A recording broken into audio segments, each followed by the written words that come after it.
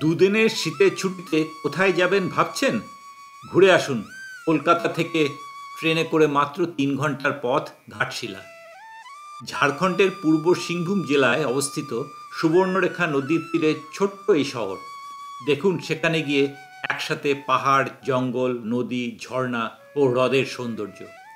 কলকাতা থেকে এই সব ট্রেন ঘাটশিলার উপর দিয়ে যায়। স্টেশনের কাছে প্রচুর বাজেট ফ্রেন্ডলি হোটেল পাবেন। চলুন এবার দেখাই ঘাটশিলার দ্রষ্টব্য জায়গাগুলি। স্টেশন থেকে বেরিয়ে এই ট্যুর গাইড অনুযায়ী আপনারা গাড়ি বুক করে নিতে পারেন। সুবর্ণরেখা দীর্ঘতম পূর্ব প্রবাহিত আন্তঃরাজ্য নদীগুলির মধ্যে একটি। জনশ্রুতি আছে যে নদীর তলদেশে সোনার চিহ্ন পাওয়া গেছে। এই কারণেই এর নামকরণ করা হয়েছে সুবর্ণরেখা, যার অর্থ সোনার রেখা। রাতমোহনার সৌন্দর্য সত্যিই নজর কাড়ে। সুবর্ণরেখা নদীর উপর সূর্যোদয় ও সূর্যাস্ত দেখার ইউনিক স্পট। জ্যোৎস্না রাতে অসম্ভব সুন্দর লাগে এই জায়গাটি।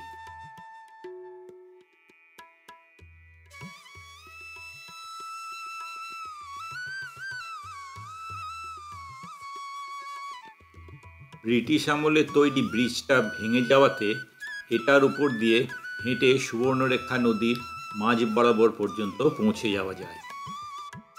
খরস্রোতা সুবর্ণরেখাকে বাঁধ দিয়েছে এই গালুডি ব্যারেজ। এখানে প্রাকৃতিক সৌন্দর্য মনোমুগ্ধকর। ব্যারেজটি 1431 ফুট লম্বা আর 21টি সুইচ গেট আছে।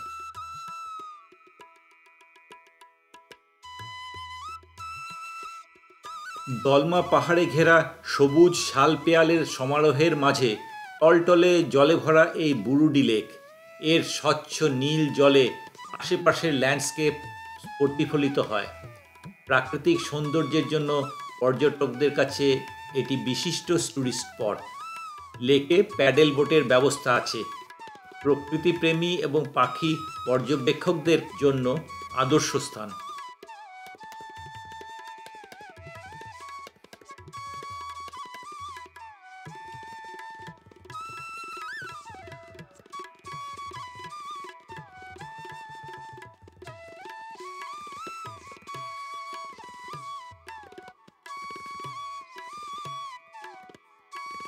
এই ধারাগিরি ঝর্ণা দেখতে বেশ কিছুটা রাস্তা জঙ্গলের পথ ধরে যেতে হবে। শেষের 1 থেকে 1.5 কিলোমিটার অল্প বিস্তর ট্রেকিংয়েরও প্রয়োজন।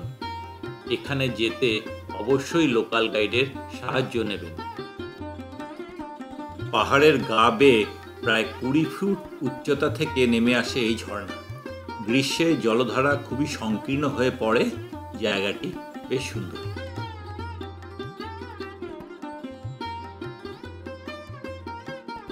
শাল মহুয়ায় ঘেরা ছোট্ট এই ফুলডুংরি পাহাড়।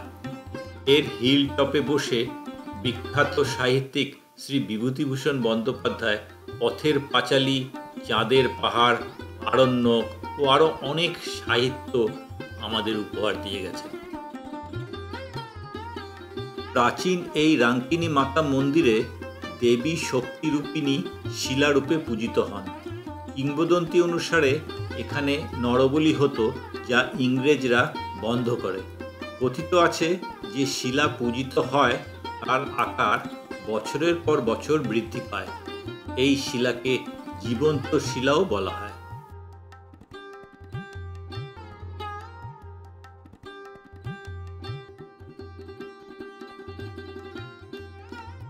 গৌরীকুঞ্জ কথাসাহিত্যিক শ্রী বিভূতিভূষণ বন্দ্যোপাধ্যায়ের বসত বাটি।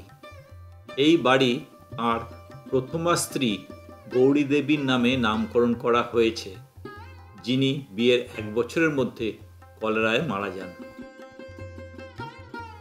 লেখক তাঁর জীবনের শেষ ভাগটুকু এই বাড়িতেই কাটান। তার ব্যবহৃত মূল্যবান নথি, বই, পোশাক, পথের পাঁচালীর পাণ্ডুলিপির মতন অনেক কিছু সংগৃহীত আছে। এই তারাদাস মঞ্চে অপুর পাঠশালাতে গৌরীকুঞ্জ উন্নয়ন সমিতির উদ্যোগে অবৈতনিকভাবে স্থানীয় বাচ্চাদের বাংলা পড়ানো হয়। এটি বাঙালিদের দ্রষ্টব্য স্থান। গৌরীকুঞ্জ সকাল 9টা থেকে 1টা আর 3টে থেকে বিকেল 5:30 পর্যন্ত খোলা থাকে। রামকৃষ্ণ মঠ, এখানে আপনারা থেকে ঘাটশিলা ভ্রমণ করতে পারেন। অসম্ভব পরিষ্কার পরিচ্ছন্ন এই জায়গা। স্টেশন থেকে দূরত্ব খুবই কম। থাকা ও খাওয়ার খরচ পড়ে পার হেড দিন প্রতি মাত্র 500 টাকা। এর শান্ত নির্মল পরিবেশ আপনার মনকে মুগ্ধ করবেই। এখানে থাকতে হলে আগে থেকে যোগাযোগ করে রুম বুক করতে হবে। আমি আপনাদের ডেসক্রিপশন বক্সে ঘাটশিলা রামকৃষ্ণ মঠের রুম বুকিংয়ের লিংক দিয়ে দিলাম।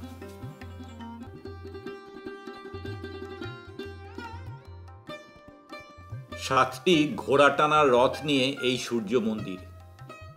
সুবর্ণরেখা নদীর পাড়ে এটি অবস্থিত। মন্দির চত্বরে উঠে পাশ দিয়ে বয়ে চলা সুবর্ণরেখার সৌন্দর্য দেখবার মতো।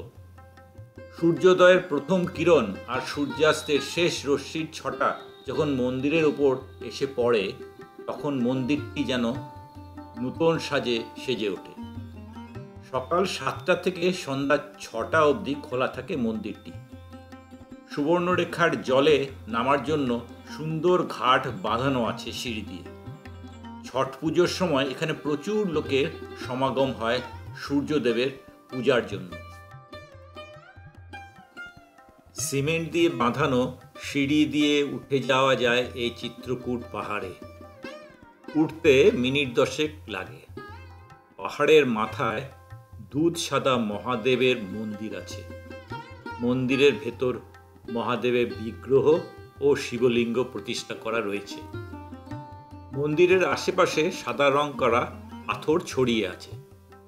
এই সব পাথরের গায়ে শিব ঠাকুরের প্রতীকী চিহ্ন এঁকে শিল্পকলা ফুটিয়ে তুলেছে স্থানীয় শিল্পীরা। এই দেখুন,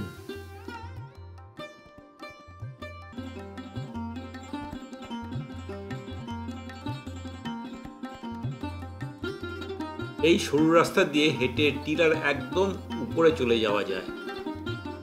এখান থেকে পুরো ঘাটশিলার ভিউটা অসাধারণ।